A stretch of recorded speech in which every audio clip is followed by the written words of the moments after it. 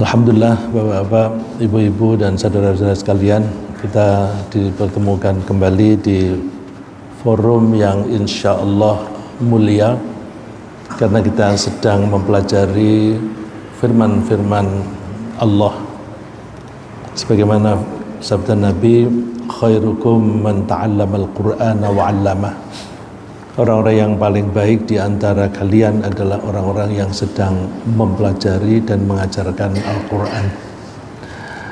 Kita sedang mempelajari surat Asy-Syarh atau Al-Insyirah. Disebut Al-Syarh atau Al-Insyirah karena ayat pertama dari surat ini dimulai dengan Alam nashrah laka sadrak. Salah satu dari kenikmatan yang diberikan oleh Allah kepada Nabi Muhammad SAW setelah Allah menyebut 3 kenikmatan yang lain di surat Ad-Duha. Di surat ini Allah menyebutkan 3 macam kenikmatan untuk Rasulullah SAW, yaitu yang pertama lapang dada. Allah membuat Rasulullah SAW lapang dada sehingga tidak ada rasa dengki, tidak ada rasa dendam di hati Rasulullah SAW. Betapa beliau tidak mempunyai dendam. Misalnya beliau dan para pengikutnya disiksa dan sebagian itu dibunuh oleh orang-orang kafir Makkah, dan bahkan mereka diserbu oleh orang-orang kafir Mekah setelah mereka hijrah ke Madinah. Tapi ketika Rasulullah dan kaum muslimin memenangkan peperangan sehingga Makkah tunduk, Rasulullah tidak ada rasa dendam sedikit pun, sehingga orang-orang kafir memuji beliau sebagai orang yang mulia, anak yang mulia. Kemudian kita insya Allah akan membahas ayat yang kedua. Allah menghilangkan beban mental Rasulullah SAW. Dan yang ketiga, Allah memuliakan Nabi Muhammad SAW. Ayat yang kedua insya Allah kita pelajari hari ini. A'udzu billahi minasyaitonir rajim. Bismillahirrahmanirrahim. Wa wada'na 'anka wizrak alladzi anqadha dhahrak. Wa wada'na, dan kami telah menghilangkan. Wada'a artinya meletakkan. Kalau asalnya dipegang terus diletakkan. Kalau asalnya dipikul atau dibawa, dipanggul kemudian diletakkan. Kalau itu sesuatu yang dibawa berat, maka itu namanya beban. Beban ditaruh yang semula di atas punggung Rasulullah SAW, ditaruh berarti dihilangkan. Wizrak itu artinya beban. Seringkali di dalam Al-Quran wizrun itu diartikan dosa. Seperti misalnya wala taziru waziratu wizra ukhra. Kita seringkali menerjemahkannya wala taziru, tidak menanggung dosa, waziratun, seorang pendosa, wizra ukhra, dosa orang lain. Tapi itu kias. Arti aslinya wizrun itu beban. Dosa itu beban. Orang yang telah melakukan dosa pasti mempunyai beban mental. Oleh karena itu dosa itu diibaratkan sebagai wizrun, beban. Di dalam Al-Quran di samping diumpamakan sebagai wizrun, dosa juga diumpamakan dengan muatan. Orang yang pernah melakukan dosa, dia seperti memikul muatan atau membawa muatan. Wa in tad'u muthqalatun, seandainya orang yang mempunyai beban, dalam arti beban dosa, minta kepada orang lain untuk membantu memikul bebannya, tidak akan bisa. Nah, karena wizrun sering diartikan dosa, maka di ayat ini seringkali atau banyak orang menerjemahkannya sebagai dosa. Jadi kalau diartikan dosa, wa wada'na 'anka wizrak, dan kami hilangkan darimu wizrak, dosamu. Kalau dosa dihilangkan, berarti yang menghilangkan itu adalah orang yang mempunyai hak untuk menghukum, maka menghilangkan dosa itu artinya memaafkan. Wizrun itu beban, diterangkan di ayat berikutnya, alladzi anqadha dhahrak, alladzi yang anqadha memberatkan, dhahrak punggungmu. Karena dosa itu diumpamakan beban mental, maka diumpamakan membawanya itu di atas punggung. Cuma kalau kita mengartikan ini sebagai Allah menanggalkan atau menghilangkan dosa Nabi dengan memaafkan Rasulullah SAW, muncul rasa ingkar di pikiran kita. Ingkar itu artinya tidak mau mengakui. Masa sih Rasulullah itu dosa? Kok rasanya Rasulullah itu tidak pernah dosa? Sehingga para ulama menganggap Rasulullah itu maksum. Maksum itu dari kata asoma ya'sumu, artinya menjaga. Kalau dikatakan Rasulullah itu maksum, dari dua sisi. Terjaga dari dosa, sehingga Rasulullah tidak akan pernah melakukan dosa, dan tidak pernah sebelumnya melakukan dosa. Orang yang menerjemahkan bahwa ini dosa, mereka berspekulasi. Spekulasinya bahwa Rasulullah sebelum diangkat jadi nabi, Rasulullah itu ikut-ikutan kepada orang-orang musyrik. Na'udzubillah, Rasulullah tidak pernah menyembah berhala, tidak pernah menipu, tidak pernah bohong. Maka kalau dikatakan ini kiasan sebagai Rasulullah itu pernah melakukan dosa, tidak masuk akal. Oleh karena itu, para ulama mencari arti yang pas itu apa.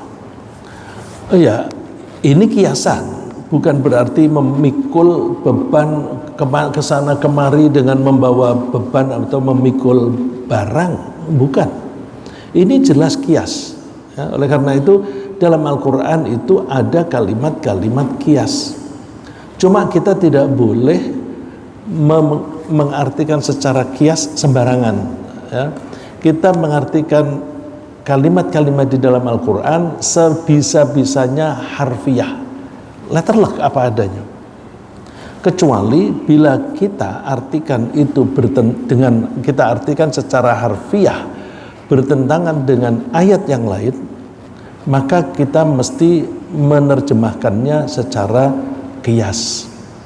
Ya, misalnya kalau dikatakan Allah punya tangan, yadullahi fawqa aydihim, tangan Allah itu di atas tangan mereka. Lalu orang mengatakan ini Allah menyebut dirinya punya tangan. Jadi kalau kalian mengatakan Allah tidak punya tangan, berarti kalian menganggap Allah bohong. Dia lupa bahwa di ayat yang lain Allah menyebut walam yakul lahu kufuwan ahad. Tidak ada suatu pun yang menyamai Allah. Misalnya lagi, laisa kamitslihi syai', tidak ada suatu apapun yang menyerupai Allah. Maka kalau dikatakan Allah mempunyai tangan, itu berarti sama dengan menuduh Allah sama dengan makhluk. Bahkan di Al-Quran Allah menyebut kepada iblis, kenapa kamu tidak mau sujud kepada makhluk yang aku telah menciptakan biyadaya, dengan dua tanganku. Lalu terus, oh kalau begitu Allah tangannya dua. Lalu kalau diberitahukan orang itu bahwa Allah itu tidak punya tangan, mereka mengatakan ini ke Allah sendiri menyebut punya tangan. Kalau kamu mengatakan bukan tangan, berarti kamu menuduh Allah bohong. Terus, nah katanya laisa kamitslihi syai', tidak ada sesuatu apapun yang menyerupai Allah. Lalu mereka mengatakannya Allah punya tangan tapi tidak seperti tangan siapapun. Loh, kita punya tangan, monyet punya tangan, tangannya beda. Tapi kan kita menyebut ya manusia dan monyet itu kan sama-sama punya tangan, meskipun tangannya beda. Oleh karena itu, kalau ada statement tertentu di Al-Quran, kalau diartikan secara harfiah bertentangan dengan ayat lain, maka ini mesti diartikan secara kias. Ya. Dalam ayat ini, wa wada'na 'anka wizrak, memang di ayat yang lain artinya wizrak itu dosa. Tapi kalau ini diartikan dosa, akan bertentangan dengan satu ayat di surat An-Najm. Wan najmi idza hawa ma dhalla sahibukum wa ma ghawa. Wan najmi, demi bintang, idza hawa, ketika dia tenggelam, ma dhalla sahibukum, kawanmu Muhammad tidak sesat.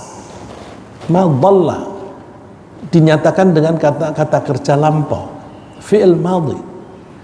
Berarti Rasulullah saat ini, tentu waktu masih hidup, saat ini tidak sesat dan tidak pernah sesat. Maka kalau ada orang mengatakan bahwa Rasulullah itu dulu mengikuti agama orang-orang setempat, itu saya mungkin mengatakannya ngaco. Kenapa ngaco? Nggak ada dalilnya. Nggak ada ayat Al-Quran yang menunjukkan itu, nggak ada hadisnya yang menunjukkan itu. Spekulasi. Kalau spekulasi itu kan ngaco. Karena spekulasi itu kemungkinan besar salah. Inna ba'dadh-dhanni itsm. Sebagian dari prasangka itu dosa. Karena prasangka itu seringkali tidak sesuai dengan kenyataan. Ya, dan kita dalam hidup ini seringkali menggunakan prasangka-prasangka, terutama terhadap orang lain yang dari suku lain. Misalnya orang Sunda mengatakan orang Jawa begini dan begitu, negatif. Orang Jawa mengatakan orang Sunda begini begitu, negatif. Tapi itu seringkali umumnya itu hanya ikut-ikutan karena ada salah satu contoh orang yang perilakunya buruk dari suku lain. Oleh karena itu kita harus berperilaku adil. Tidak boleh mengatakan orang baik itu sebagai orang jahat. Kalau belum ada bukti kejahatannya, kita tidak boleh mengatakan orang itu jahat. Nah, Allah bersumpah demi bintang ketika terbenam, ma dhalla sahibukum, kawanmu itu tidak sesat, wa ma ghawa, dan juga tidak keliru, tidak melampaui batas. Seringkali orang melakukan kesalahan itu karena melampaui batas. Dosa melampaui batas itu seringkali karena melampaui batas. Misalnya, kita boleh makan apa saja yang ditentukan oleh Allah halal. Kalau ada orang memaksa makan yang haram, dia melampaui batas. Karena melampaui batas, dia dosa. Dan semua yang melampaui batas itu berakibat buruk. Allah menyebutnya temannya setan, ya.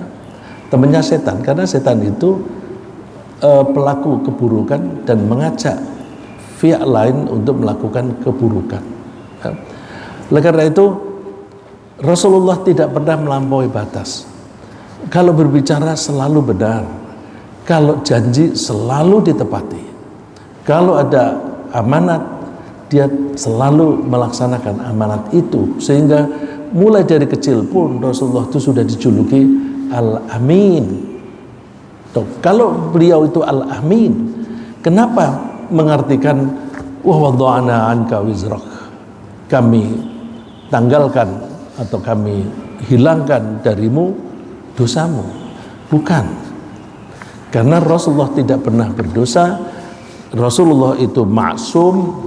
Maksum itu artinya, tadi saya menyebut ada dua pengertian, terjaga dari dosa.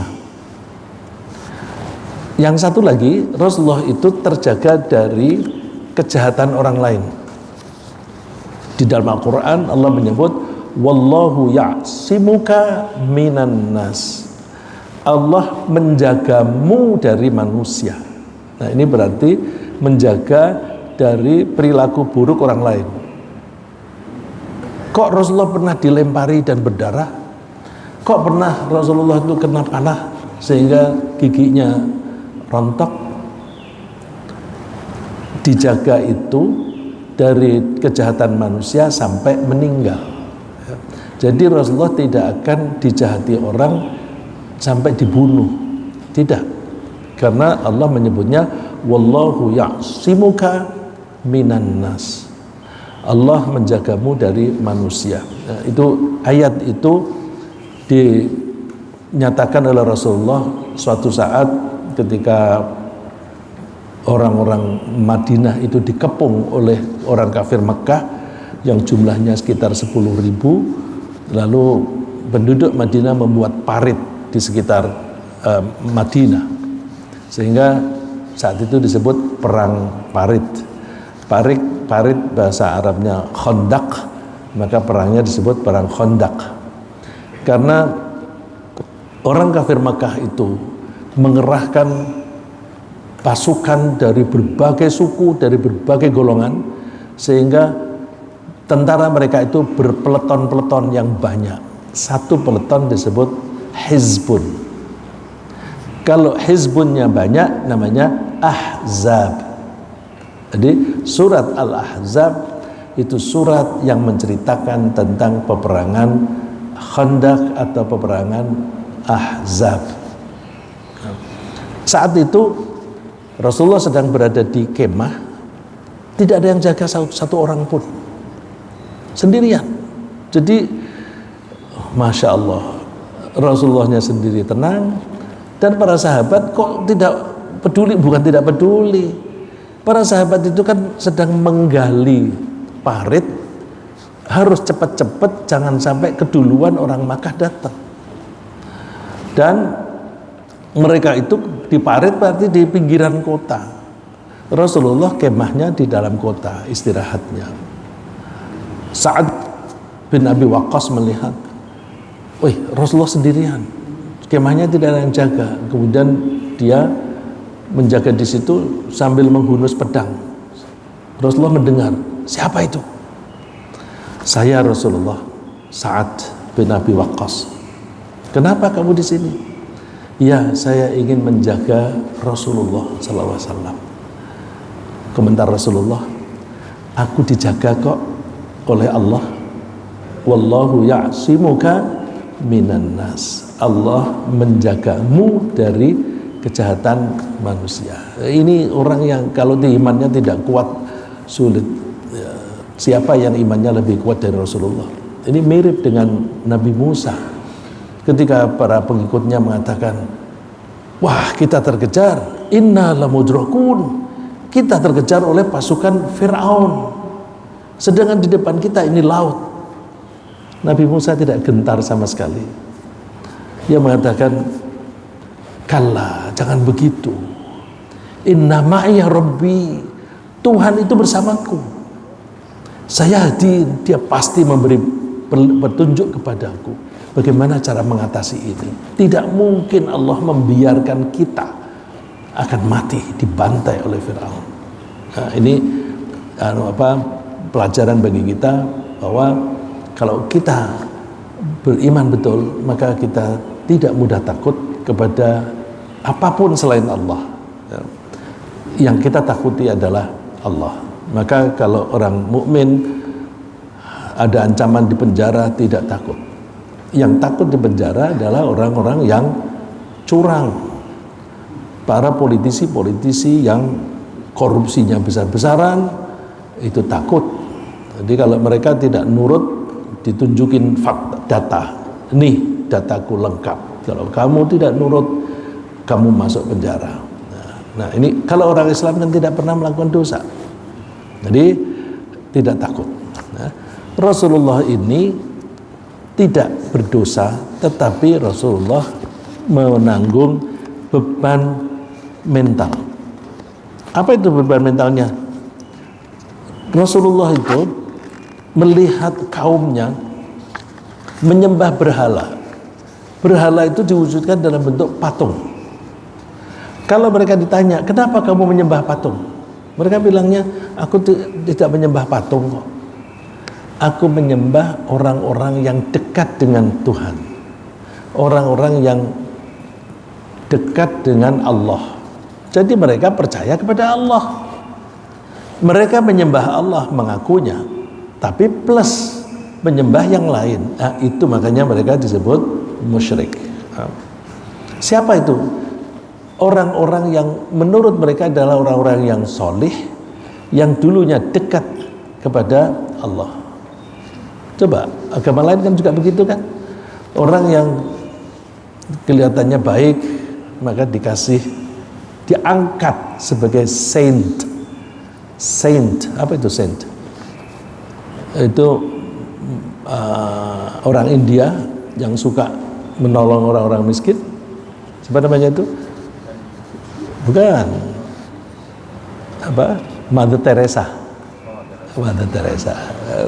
Terus diangkat menjadi santa karena dia banyak perbuatannya yang menolong orang lain yang baik. Yang angkat siapa? Manusia. Diangkatnya setelah dia mati. Nah, ini orang-orang Makkah, orang-orang yang dulunya dianggap dekat kepada Allah, di-image-kan, ya, dibuat image. Apa itu kalau bahasa Arab? Gambar itu atau patung itu kan image. Digambarkan dalam bentuk patung. Ini patungnya si A, patungnya si B. Kan sama dengan orang lain yang kok kamu menyembah orang yang sudah meninggal, terus kamu image-kan sebagai orang yang disalib begitu. Nah, itu kan mirip dengan itu. Ya, Rasulullah tidak pernah melakukan itu. Maka yang dimaksud dengan wizrak adalah beban mental. Beban mental dari mana? Rasulullah itu melihat ini orang-orang nggak bisa berpikir. Patung mereka buat dari batu. Batunya mereka pahat-pahat. Mereka pukul-pukul. Diam aja. Setelah jadi mereka sembah. Nah, ini kan sama dengan Nabi Ibrahim. Ini orang-orang ini bagaimana? Nah, kalau Nabi Ibrahim bingung, ya, bingungnya itu melihat orang-orang ini kok bisa sesat, ini dulunya gimana sih, dan bagaimana mengoreksi, membetulkan, ya, mengoreksi supaya mereka tidak lagi menyembah itu. Caranya bagaimana? Karena Rasulullah melihat gejala yang tidak benar dan ingin memperbaiki, tapi tidak tahu bagaimana cara memperbaiki. Itu beban.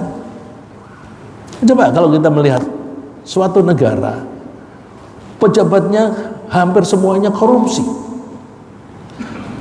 Korupsi itu kan mereka ada dua macam.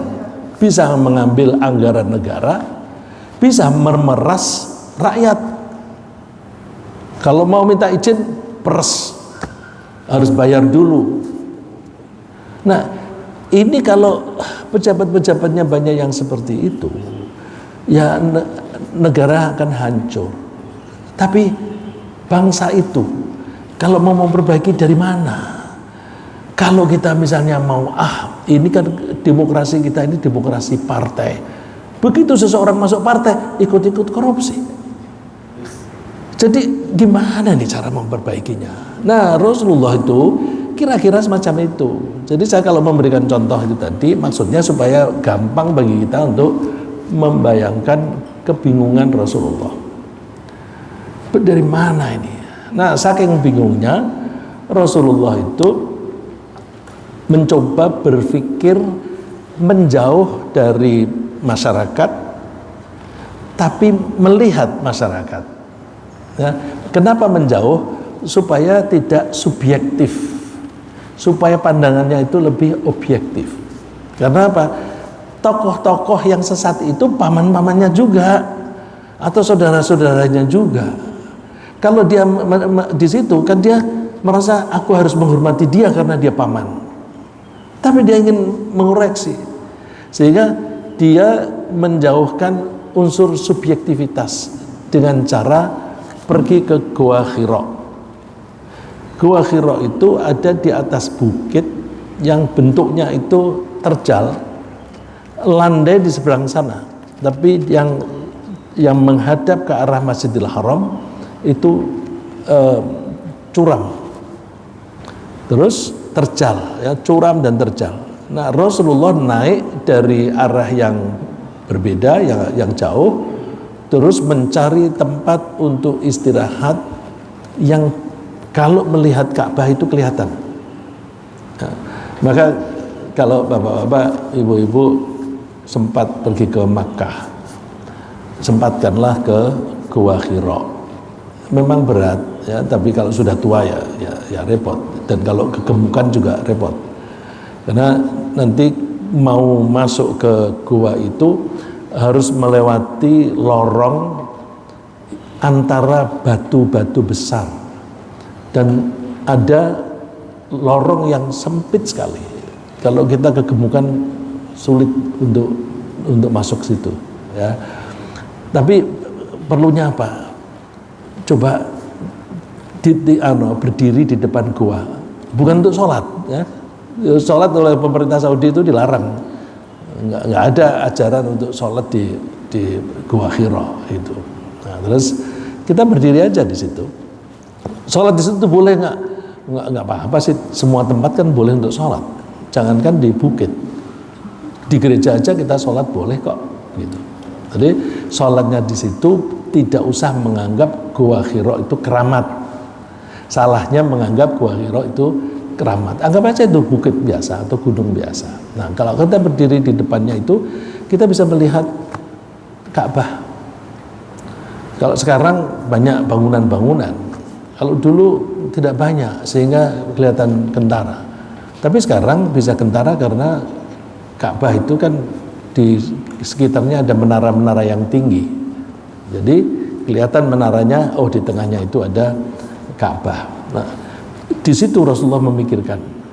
Lalu beliau mendapatkan tugas, mendapatkan wahyu. Wahyu itulah yang menjadi solusi. Kamu kepingin memperbaiki masyarakatmu kan? Ini caranya. Ini caranya. Ya. Maka Allah menyebutnya wa wajadaka dhallan fahada. Lagi wa wajadaka dhallan. Dhallan itu artinya sesat. Allah dulu mendapatkan kamu itu sesat. Fahada, kemudian Allah memberi petunjuk. Wah, itu kalau dipakai dalil bahwa kalau begitu Rasulullah pernah sesat. Kalau pernah sesat berarti pernah dosa. Jadi ini artinya dosa. Enggak, karena kalau ini kita artikan dosa, nanti akan bertentangan dengan surat An-Najm tadi. Ma dhalla sahibukum wa ma ghawa, ya. Jadi jangan sampai kita menerjemahkan satu ayat yang hasil terjemahan kita itu bertentangan dengan ayat lain. Karena di dalam Al-Qur'an itu tidak ada dua ayat yang bertentangan, ya. Terus oleh karena itu nanti kalau kita sampai di surat Ad-Duha, wa wajadaka dhallan fahada, artinya Allah mendapatkan kamu kebingungan. Dhallan, bingung. Kok dikatakan sesat? Orang kalau sesat kan bingung. Jadi kalau kita berjalan menuju suatu tempat, terus loh kok sampai di sini kok jadi keder, menjadi disoriented. Nah, orang yang disoriented itu bingung. Jadi wa wajadaka dhallan, Allah mendapatkan kamu dalam keadaan bingung, bukan sesat, ya. Fahada, kemudian Allah memberi petunjuk. Nah, petunjuknya itu adalah dengan turunnya wahyu.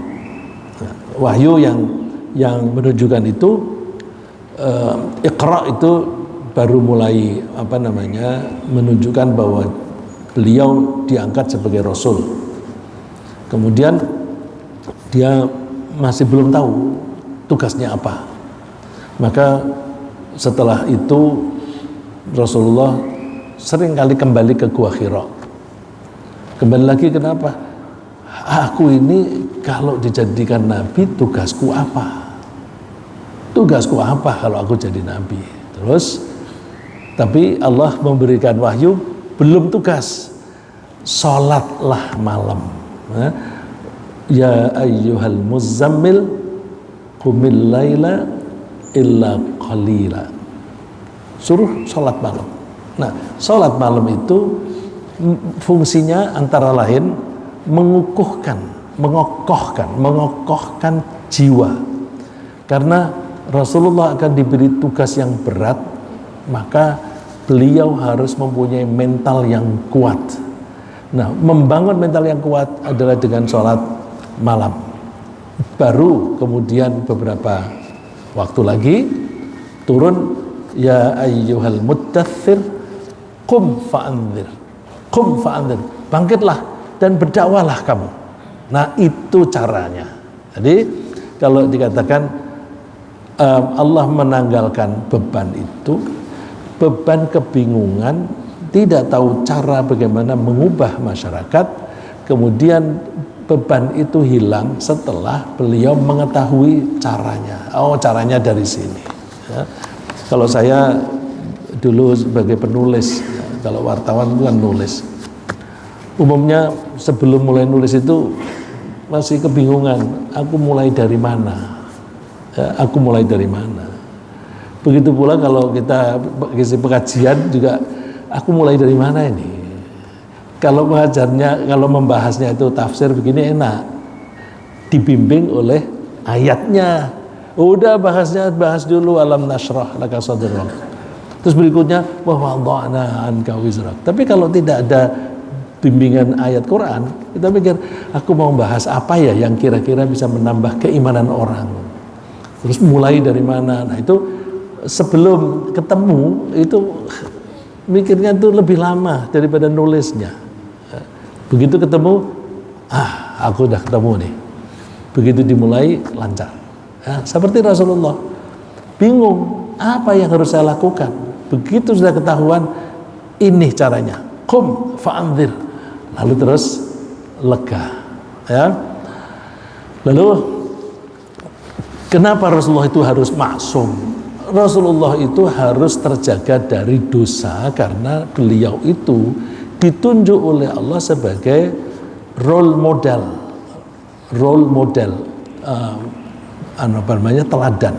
teladan yang harus ditiru, dan menirunya Nabi persis lagi, terutama di dalam hal ibadah. Bukankah kalau sholat kita harus niru Rasulullah persis? Sallu kama ra'aitumuni usolli. Sholatlah seperti kamu nggak melihat aku sholat. Jadi ketika kita melakukan ibadah yang lain apapun, kita tiru Rasulullah. Nah, kalau Rasulullah itu pernah berbuat dosa, orang bingung. Oh, berarti itu boleh. Gitu. Maka ketika Rasulullah melakukan suatu kegiatan yang tidak seperti biasa, para sahabat itu bertanya-nya bukan lalu Rasulullah lupa ya. Enggak berani menuduh Rasulullah lupa. Suatu saat Rasulullah yang sholat seharusnya 4 rakaat, baru 2 rakaat beliau sudah salam. Para sahabat kan santun. Jangan-jangan ada wahyu yang mengubah sholat zuhur dari 4 rakaat menjadi 2. Maka pertanyaannya, Rasulullah lupa atau sengaja? Kalau lalu jawabannya Rasulullah, aku tidak lupa dan juga tidak sengaja. Itu kan sulit kita mencernanya. Tidak salah, tidak sengaja melakukan kesalahan, dan juga tidak lupa.